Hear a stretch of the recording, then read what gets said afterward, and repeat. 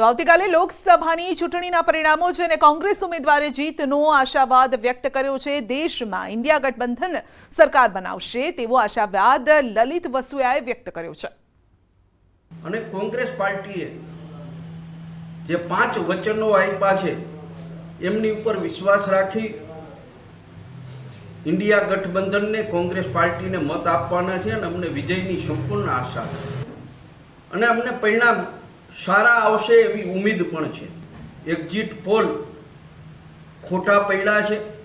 હું ચોક્કસપણે માનું છું કે આ વખતે એક્ઝિટ પોલ સંપૂર્ણપણે ખોટા પડવાના છે અને દેશની અંદર ઇન્ડિયા ગઠબંધનની સરકાર બનવાની છે। સુરેન્દ્રનગર લોકસભા બેઠકના ભાજપના ઉમેદવાર ચંદુભાઈ સિહોરા સાથે ન્યૂઝ 18 ગુજરાતી ખાસ વાતચીત કરી। ચંદુભાઈએ સુરેન્દ્રનગર લોકસભા બેઠક પર ભાજપ 3 લાખ કરતા વધુ મતની લીડ સાથે જીતશે તેવો વિશ્વાસ વ્યક્ત કર્યો છે। સુરેન્દ્રનગર લોકસભા બેઠકમાં જિલ્લાની 5 વિધાનસભા ઉપરાંત વિરમગામ અને ધંધુકા વિધાનસભાનો સમાવેશ થાય છે અને ત્યારે આ તમામ 7 વિધાનસભા બેઠક પર ભાજપને લીડ મળશે તેવો ચંદુભાઈએ આશાવાદ વ્યક્ત કર્યો। સુરેન્દ્રનગર લોકસભા બેઠકની મતગણતરીનું કાઉન્ટડાઉન શરૂ થઈ ગયું છે અને ગણતરીના કલાકો હવે મતગણતરીને બાકી છે। લોકોમાં પણ એક અલગ પ્રકારનો ઉત્સાહ જોવા મળી રહ્યો છે। ત્યારે આવતીકાલે ભાજપ જીતશે કે કોંગ્રેસ જીતશે તેના પર સૌની મીટ મંડાયેલી છે। ત્યારે આપણી સાથે સુરેન્દ્રનગર લોકસભાના ભાજપના ઉમેદવાર ચંદુભાઈ સિહોરા આપણી સાથે ઉપસ્થિત છે। આપણે તેમની સાથે જ વાત કરીશું કે તેઓ જીતનો કેટલો વિશ્વાસ વ્યક્ત કરી રહ્યા છે। જી ચંદુભાઈ, આવતીકાલે મતગણતરી યોજાનાર છે, કેટલી લીડથી આપ જીતશો અને કયા એવા કારણો છે જેના કારણે લોકો ભાજપને પસંદ કર્યું છે? સુરેન્દ્રનગર લોકસભાની સીટ અમે 3 લાખ ઉપર મતથી જીતવાના છીએ। ગુજરાતમાં મોદી સાહેબે જે વિકાસની કેડી કંડારી છે એ વિકાસના પથને આજના આપણા આદરણીય મુખ્યમંત્રી ભૂપેન્દ્રભાઈ પણ એ વિકાસની કેડીને કંડારી અને શાસન કરી રહ્યા છે। ત્યારે સુરેન્દ્રનગર જિલ્લાના સંગઠનના તમામે તમામ મંડળના લોકોએ પણ ખૂબ સરસ કામગીરી કરી છે। ત્યારે આ લોકસભા અમે 3 લાખ ઉપર મતથી જીતવાના છીએ। ખાસ કરીને ક્ષત્રિય સમાજનું જે આંદોલન હતું એનું એપી સેન્ટર સુરેન્દ્રનગર હતું, એની કેવી અસર પડશે અને કોળી સમાજની જે નારાજગી હતી એની કેવી અસર પડશે? ક્ષત્રિય સમાજ હંમેશા રાષ્ટ્રવાદી ભાવનાથી વરેલો છે। ક્ષત્રિય સમાજ ભારતીય જનતા પાર્ટી સાથે જોડાયેલો છે અને આ ચૂંટણીમાં ક્ષત્રિય સમાજના તમામ આગેવાનોએ ભારતીય જનતા પાર્ટીનું કામ કરેલું છે। કોળી સમાજના પણ તમામે તમામ આગેવાનો ભારતીય જનતા પાર્ટી સાથે જોડાયેલા હતા, એમણે પણ ભારતીય જનતા પાર્ટીનું જ કામ કર્યું છે। ત્યારે આ લોકસભા સીટ અમે જંગી બહુમતથી જીતશું। કોંગ્રેસના ઉમેદવાર ઋત્વિકભાઈ દ્વારા અંદાજે 50,000 થી 1 લાખ મતથી લીડથી જીતવાનો જે દાવો કરવામાં આવે છે એના વિશે શું કહેશો? કોંગ્રેસના ઉમેદવાર ગત વિધાનસભામાં મોટી લીડથી હારી ગયા છે। એમના કરતા તો આપના ઉમેદવાર પણ અમને વધારે મત મળેલા છે। ત્યારે ઋત્વિકભાઈનો જે દાવો છે એમાં મને તો ક્યાંય તથ્ય દેખાતું નથી। જીત્યા બાદ કેવા પ્રકારના કામો છે લોક ઉપયોગી આપ કરશો?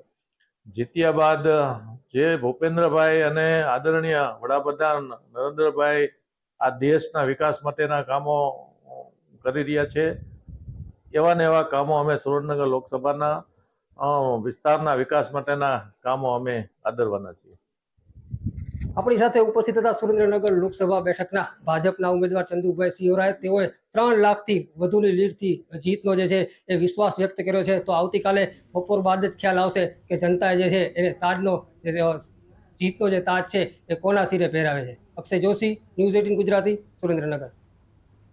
તો આવતીકાલે મતગણતરીમાં આગામી સરકાર કયા પક્ષની બનશે તેનો ઘટસ્ફોટ પણ થવાનો છે। મતગણતરીને લઈને દરેક કેન્દ્રો પર તડામાર તૈયારીઓ ચાલી રહી છે। જ્યારે કચ્છ લોકસભા બેઠક પર આવતીકાલે 7 વિધાનસભા કક્ષ માટે અલગ અલગ 7 હોલમાં 14 ટેબલ ગોઠવી મતગણતરી હાથ ધરાશે। મતગણતરીને લઈને 2000 જેટલા સ્ટાફને ફરજની સોંપણી કરી દેવાય છે, જ્યારે કે કોઈ ચૂક ન થાય તે માટે ત્રિસ્તરીય સુરક્ષા અને સીસીટીવીની ચાંપતી નજર હેઠળ ચુસ્ત બંદોબસ્ત ગોઠવી દેવાયો છે। આ સિવાય ગરમીના લીધે આરોગ્યની 2 ટીમ પણ તૈનાત રહેશે।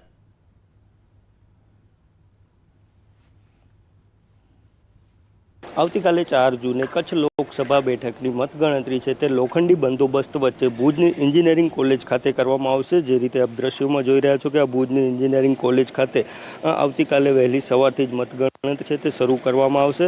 ચોક્કસથી જો વાત કરીએ તો 7 વિધાનસભા વાઇઝ અહીં કને ગણતરી કરવામાં આવશે। 7 જેટલા રૂમમાં 14 ટેબલોમાં અહીં ગણતરી કરવામાં આવશે. લોખંડી બંદોબસ્ત વચ્ચે તંત્ર દ્વારા હાલ તૈયારીઓ છે તે પૂર્ણ કરી દેવામાં આવી છે. કચ્છની જો વાત કરવામાં આવે તો રાઉન્ડ વાઇઝ ગણતરી થશે, જેમાં સૌથી વધારે રાઉન્ડ અબડાસા બેઠકના છે, જેમાંથી 27 જેટલા રાઉન્ડ અબડાસા વિધાનસભાના યોજાશે, ભુજના 22 જેટલા રાઉન્ડ યોજાશે, ગાંધીધામના 21 જેટલા છે તે વિધાનસભા વાઇઝ રાઉન્ડ યોજાશે. એટલે ચોક્કસથી વાત કરીએ તો આવતીકાલે બપોર સુધી છે તે જે ઉમેદવારો છે તે જાહેર થઈ જશે કે કચ્છ લોકસભા બેઠક છે તે કોના ફાળે જઈ રહી છે.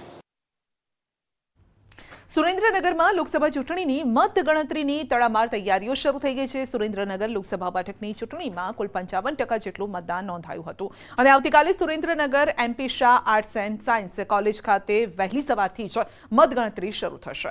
સુરેન્દ્રનગર લોકસભા બેઠક માટે કુલ 156 રાઉન્ડમાં 98 ટેબલ પર મતગણતરી યોજાશે, તેમજ બેલેટ પેપર માટે 3 ટેબલ પર અલગથી મતગણતરી થશે અને આ મતગણતરીમાં કુલ 1500 થી પણ વધુ કર્મચારીઓ જોડાશે. મતગણતરીને લઈને સુરેન્દ્રનગર જિલ્લા વહીવટીતંત્ર દ્વારા તમામ તૈયારીને આખરી ઓપ અપાયો છે અને મતગણતરી કેન્દ્ર તેમજ આસપાસના વિસ્તારમાં ચુસ્ત પોલીસ બંદોબસ્ત ખડકી દેવાયો છે. ભાજપ અને કોંગ્રેસ બંને મુખ્ય રાજકીય પક્ષો દ્વારા જીતનો વિશ્વાસ વ્યક્ત કરાયો છે, ત્યારે મતદારો જીતનો તાજ કોને પહેરાવશે તે મતગણતરી બાદ ખ્યાલ આવશે. સુરેન્દ્રનગર લોકસભા બેઠક માટે કુલ અંદાજે 55% જેટલું મતદાન નોંધાયું હતું. આવતીકાલે તારીખ 4 જૂનના રોજ સુરેન્દ્રનગર શહેરની MP Shah arts and science college ખાતે મતગણતરી યોજાનાર છે. ત્યાં મતગણતરીને લઈને તંત્ર દ્વારા જે તડામાર તૈયારીઓ છે, તૈયારીઓને આખરી ઓપ આપી દેવામાં આવ્યો છે. સુરેન્દ્રનગર લોકસભા બેઠકમાં કુલ 7 વિધાનસભાનો સમાવેશ થાય છે અને આ 7 વિધાનસભા સહિત સુરેન્દ્રનગર લોકસભા બેઠકની જે મતગણતરી છે એ કુલ 156 રાઉન્ડમાં મતગણતરી યોજાશે. તેના માટે કુલ 98 ટેબલ પર મતગણતરી યોજાશે. આ સિવાય જે પોસ્ટલ બેલેટથી મતદાન છે એના માટે 3 ટેબલ પર અલગથી મતગણતરી યોજાશે. વહેલી સવારથી જે મતગણતરી છે શરૂ કરી દેવામાં આવશે અને અંદાજે બપોર 12 કે 1 વાગ્યા સુધીમાં સમગ્ર ચિત્ર છે એ સ્પષ્ટ થઈ જશે. ત્યારે મતદારો છે એ જીતનો તાજ કોને પહેરાવે છે અને કોને હારનો સામનો કરવો પડશે એ તો આવતીકાલે બપોર બાદ જ ખ્યાલ આવશે. અક્ષય જોશી, ન્યૂઝ 18 ગુજરાતી, સુરેન્દ્રનગર. ગાંધીનગરમાં મતગણતરીની તૈયારીઓ તેજ. આવતીકાલે સેક્ટર 15માં આવેલી કોલેજમાં કરાશે મતગણતરી. ગાંધીનગર સંસદીય લોકસભા મત વિસ્તારની ગણતરી કરાશે. સવારે 8 વાગે મતગણતરી શરૂ થશે. મતગણતરીમાં 600 કર્મચારીઓ જોડાશે અને 14 ટેબલ પર કરાશે મતગણતરી.